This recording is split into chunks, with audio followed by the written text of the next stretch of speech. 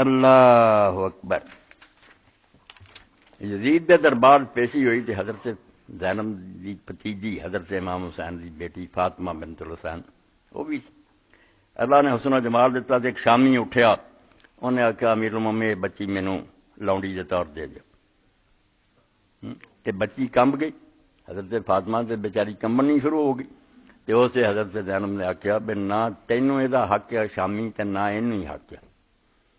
تے یزید نام مراد نے آخیا تو نہیں مینوں حق نہیں اگر میں چاہواں کر سکتا. اے دنیا دا نشہ جڑا جس تو میں آخیا اولاد جی وہ 15 بچیاں تے بچیاں 5 جو کوئی نہیں رہی ہوں دنیا تے تختی ہی نہیں رہا.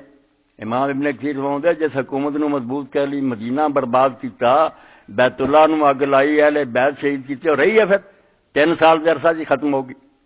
اور پوتے نے اعلان کر دیتا معاویہ نے کہ میرے دادے بھی غلط کیتا تے پیو بھی غلط کرتا کھٹیا کی. تو حضرت زینب نے جدو آخیا میں نہ تینوں یہ حق ہے تو نہ اینوں ہی ہے. تو یزید کہنے لگا نہیں میں چاہواں تو جو کر سکتا کر سکتا.